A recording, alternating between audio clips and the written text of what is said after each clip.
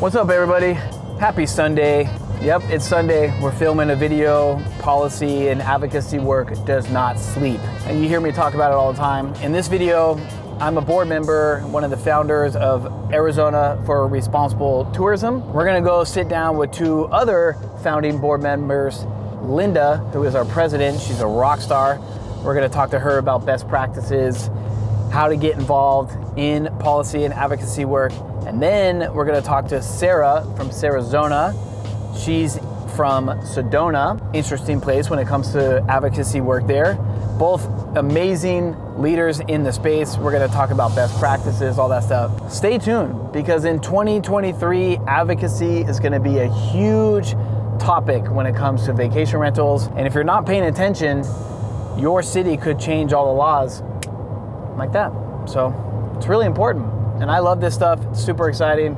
So stay tuned.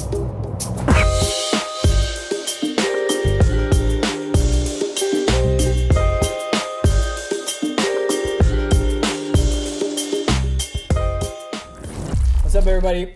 John here, one of the founding board members of Arizona for Responsible Tourism. Today, we're just gonna talk casually about the short-term rental business in general, about what our board is doing, how you guys out there can get involved. Even though we're focusing and talking about Arizona, it does not mean that this lessons and stuff that we're doing here you can take into your own city and state as well. We're focused on Arizona, so if you are in Arizona, you should definitely join our group. But today we're just gonna be really casual and kind of just talk about policy. I know it's not the sexiest topic, but it's probably, would you guys say it's the most important? Absolutely. Absolutely. Without it. So first, let's do a quick introduction. Linda. Hi, Linda Curry. I have a guest house in Mesa, Arizona that I rent out. And like John said, I'm also the president of Arizonans for Responsible Tourism. My name is Sara, and I own a vacation rental company in Sedona called Sarazona. This is my dog, Javier. Mascot. And, yeah, he's awesome. Yeah, mascot. But yeah. we are the founding members of this group, AZRT, and we'd love for you guys to hear what we have to say and get involved. How long have we been around, AZRT? Is it 2 years now? It's 3. Is it 3? Three. 3 years. Started Wow. 3. Yeah. Time has flown. Which is insane. Why do you guys think you got involved in advocacy?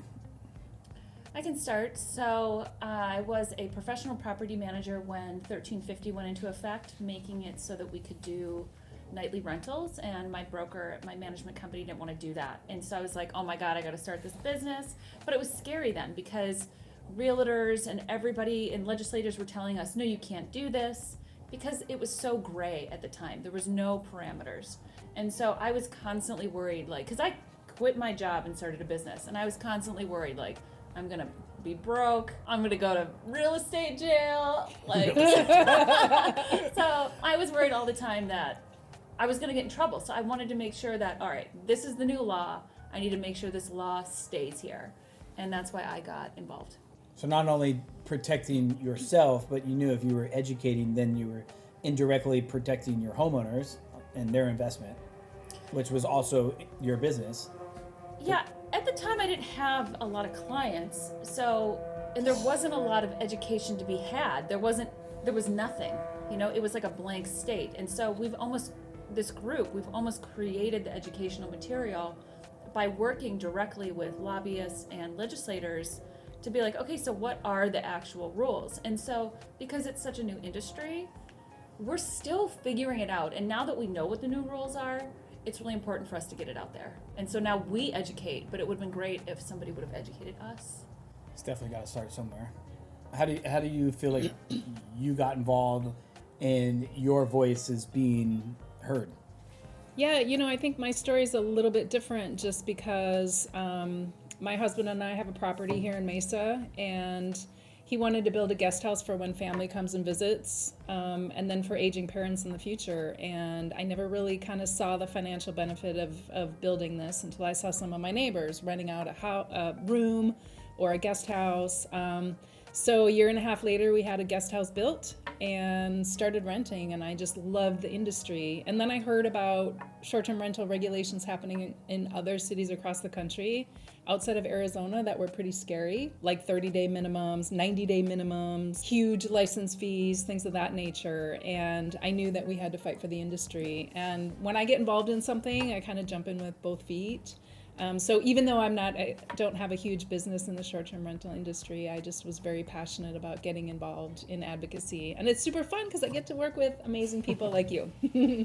To go off topic a little bit, have you guys ever been really involved in other charities or other boards, or is it just naturally in your blood to want to be a voice and fight for something that you really believe in and help make change for positive?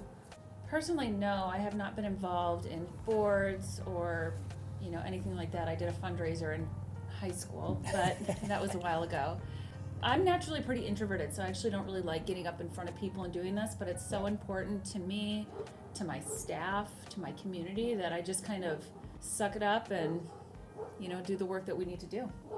Yeah, I think it's important to note that you don't need experience to get involved, right? You just need to be passionate about it.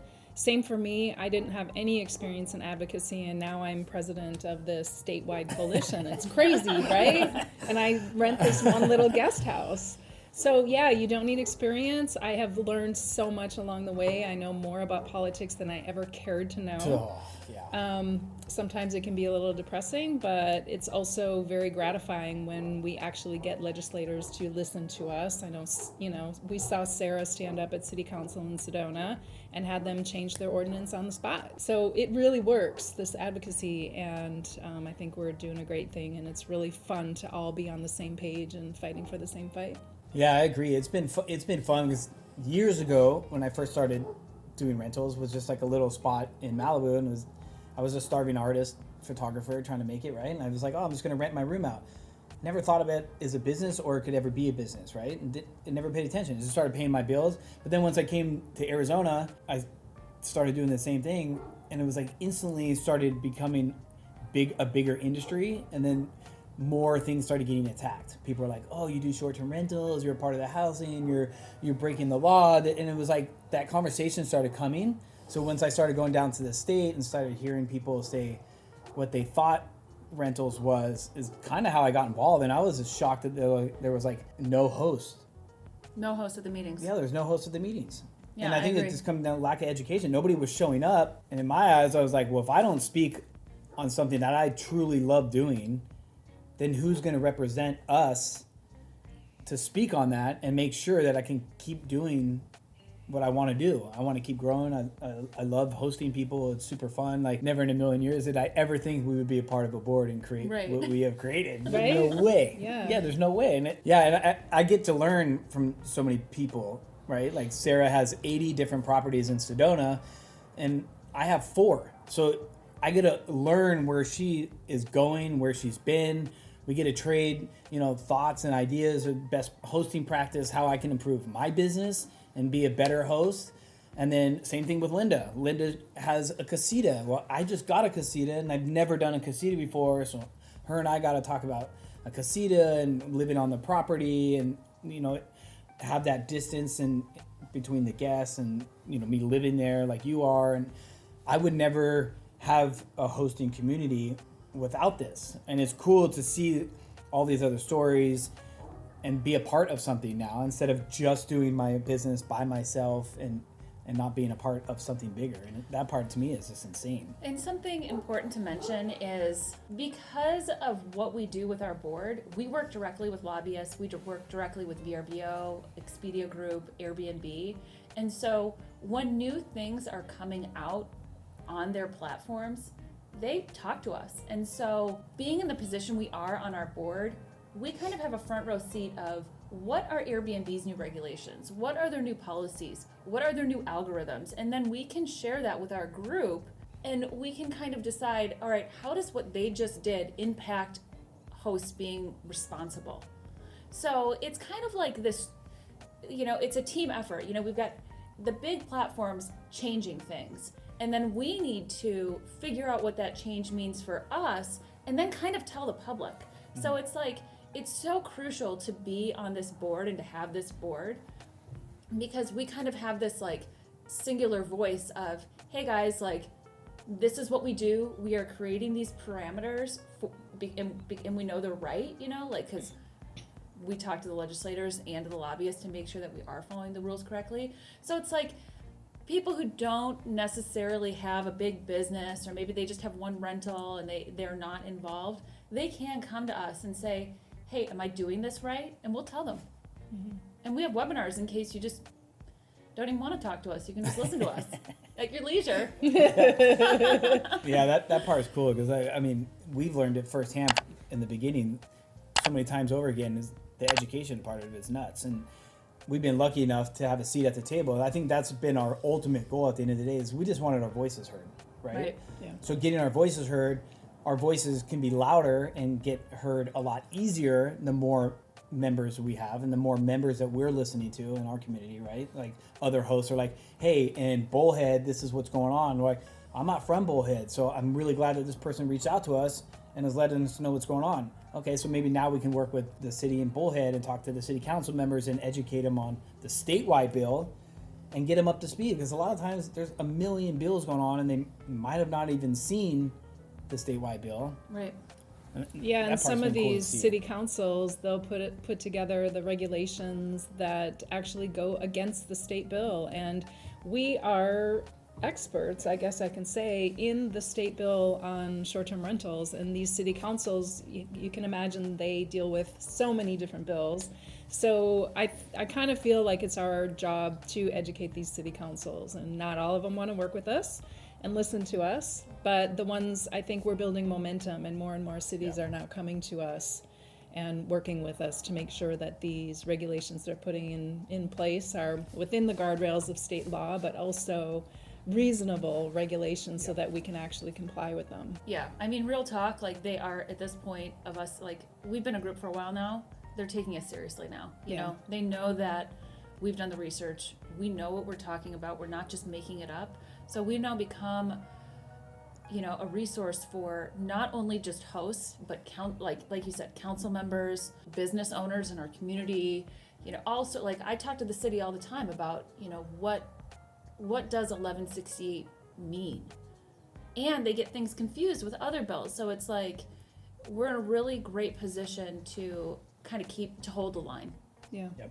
And I think you bring up a good point, Sarah, which is, what does 1168 mean? You know, a lot of hosts are probably seeing like, oh, I have to do background checks and, you know, are we taking a step backwards? But I think when it comes down to it, what 1168 is it allows local jurisdictions to license our businesses, and then they can also revoke that business license if we have repeat offenders. And the 1% in the industry that are not renting responsibly, that is what all of us want, right? That is our common ground, that we want to either bring those renters into more of a responsible renting scenario, or we get rid of them, right? They have to leave the business. It starts to get the blood going, right? Where it's like, we obviously are all insanely passionate about it, but it's cool to see that all the hard work, because all of us have jobs and we're doing all this pro bono, but it's really cool to see, you know, different cities reach out to us, or like when you spoke at Sedona and you're like, no, you guys, we can't do this. It's not feasible for hosts to do this. And by you saying that, the city council's like, oh, well, we didn't know that, so let's not do that. Then that's impossible for the host. We can't require somebody to do something they can't do. Right. And they changed it. Based off the education. Yeah. I mean, with the city council, what happened was I was like, hey, you guys are actually doing something to make it too cumbersome for us. So you're trying to shoot us in the foot for your own gain. Yeah. And, you know, and when you call them out like that, of course they can, it's filmed. Of course they can't be like, oh, well, they figured us out. You know, they have to come back to being decent people. I think that another thing for us to talk about on our future podcast is frustrations with the masses is the wrong word, with the common STR owner.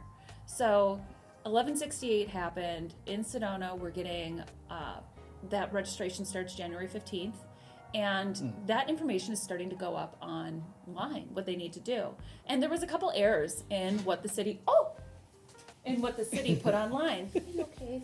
Anyway, so there was a couple errors with what the city put on the internet, and people are freaking out. And I'm there online saying, hey, I promise you guys this is a typo. I'll have it handled Monday. Yeah. And then people get mad, like, why do we need regulations? I think one of the things that's most frustrating is people don't necessarily realize how much work went into saving 1350. I mean, we were at Which the is point, the preemption bill. which is the Or- preemption, which makes it so that we actually can do this. Yeah. So hours and hours and years of work went into saving the preemption law, which makes it legal here. And so we needed to compromise, and it was a good compromise. Yeah. It's not even a compromise, it's really a win-win. So it's like, I would say, if you're watching this and listening to this particular moment, which you're likely not, cut us some slack a little bit. Like, we are working for you, not against you. So I Yeah. think that's the biggest frustration I think have. it's important to note that the days of no regulation for short-term rentals Those are is over. Yeah. I mean, look across the country. Right. If your Yeah. city is not regulated now, it will be. Mm-hmm. And you better make sure that you're fighting for fair regulation and working with your legislators now to find that common ground. Right. Yeah, that's a good point, because I think people need to realize this is the future. And as much as I don't like people telling me what to do, that's why I work for myself, right? There's a few bad actors and bad hosts that are uneducated that are making it very complicated and difficult for the ones that are just trying to run, a proper hosting business, really, at the end of the day. And whose fault is that? We don't know. Education from hosts in general, education from the platforms, education from the city. It all comes down to education is the way I feel. But yeah, it's like the days of no regulation is gone. And just because your city's not talking about it, get ahead of it. Figure out ways to get ahead of it. Start a little group right now, right? Like, I think that's something to get involved. And I think the worst thing that can happen is, and this happens, right, that one city hears about another city across the country that put together some kind of regulation that basically makes it so difficult to rent, and they talk to their city council about, hey, we could do this here. And that's where the danger happens, right? They're just looking for ways to make it so cumbersome that we lose our businesses. Yeah. Perfect. Exactly. How lucky we are at the end of the day in Arizona. One, to have a statewide bill, right? And majority, pretty good support, but not only good support, they're willing to let us be a part of the conversation more and more now. I think it'd be kind of cool to talk about, what the bills are now, and could this work in different cities or different states? I personally feel like having a statewide bill is extremely necessity, because there's a lot of people that have a property here in this city and a property in this city and a property, and then try to have a million different rules is impossible. It's just like, how are you supposed to keep up? So I think, you would be really good at talking about this, but like, what are some of like the top key things in Arizona now that are the statewide bill that was not easy to get passed? 1350? 1168. 1160. Yeah, so I think, I personally think that Arizona will be a state to look at when other states are looking to do more state level regulations, right? Because I think you're right. Can you imagine if every city in Arizona was like doing their own thing? It would be crazy. But so after the preemption bill went into place, preventing cities from banning STRs, so the next level of that was allowing some local control. So this is SB 1168 that was passed in 2022, went into effect in September of 2022. And so as soon as that happened, cities were jumping on board, creating their local regulations to license our businesses. Now, this is what we wanted, so that cities actually have the ability to get rid of the bad actors in the industry, right? And so this is what we want. Now, we did have one particular city that went a little too far, right, with requests for requiring sex offender background checks on every guest staying at the property, things of that nature, having landline phones on every floor of the house, just some kind of crazy stuff that isn't really necessary. Because let's be honest, sex offender activity has not increased because of short-term rentals, so why would that be a concern, right? But anyway, the Attorney General was brought in to investigate, to make sure that the city was, to decide whether the city was going against state law or were they in line. Some of these things that they put together were thrown out, some of them remained. So what we have now is cities going in line with state law, but also some of these health and safety things that there's a little more leeway. So that's kind of what we're battling city to city to make sure that they're not doing things that are crazy, that are not feasible, like what we did in Sedona to get the background check, at least just the booking guest instead of all guests, things of that nature. So yeah, that's where we are now, is just working city by city and making sure these are reasonable. And to make it work, right? We have like 3 years to try to get this bill to work. Right. Yeah. Are we going to improve the industry and get rid of the nuisances in our communities? And I think that we will. So do you think it's our responsibility as a host? Sorry to cut you off. You're fine. Now that these bills are in place and quote unquote it needs to be a trial period, we need to see. Do you think it's our responsibility as a host and board members to start policing ourselves as much as we can? That's a tricky question. I mean, Yes, totally. I think it's important that we self-regulate as hosts. As board members, I don't think it's necessarily our job to regulate any of the hosts. But what we do need to do is educate them so that they can regulate themselves. I agree. Because if we don't educate the hosts, they're going to break rules by mistake. And, 3 years from now, when we kind of do a review of 1168 and how it worked, if we're not educating people on what to actually do, then there's going to be compliance issues. The other thing is, this 1168 is a buffet of options that each city can adopt. So different cities are adopting different options of this buffet. And so it's our job to put together basically a brochure or a template for each city to say, hey guys, this is what your city chose to do and this is what you can do to be in compliance. So we're working really hard right now to get that together for everyone, and that's going to take us a year, like realistically. But once we have that together, then we have a couple of years to kind of chug along with it. The cities are also working really hard to create platforms for people to register. So, this is the very beginning. It's an exciting time, but it's also, there's a lot of trials happening right now. Mm-hmm. And it's our job to stay on top of it and stay positive. Yep. Yeah, and I guess like the only real thing before the video becomes 7 hours long and we could sit here and talk about this forever, and you guys hear me talk about policy all the time, and it's just so important. At the end of the day, like, I just beg more people to get involved on any level possible. Like having little meetups like this, hosting a little thing at the coffee shop with other hosts. Like, the hosting community does need to get together a lot more. Right. The platforms are a great resource and a great help, but they're not voters in our community. So their voices aren't going to matter like the everyday people. So it's like, it levels my game personally to be a part of this board and help other hosts have a voice, right? And by doing that, it helps the entire state level up, and people that may or may not like the STR industry, they see that we are working really hard to clean it up because we agree on a lot of the same situations. Right. So I just think it's important that people get involved as little or as much as you possibly can. Donations, time, education, whatever it is. But we could talk about this forever. Honestly, it's a no-brainer to at least join AZRT, because I think every host in Arizona needs to be a part of this organization. Absolutely. Because they need to stay informed. Otherwise, they're going to be fined by their city.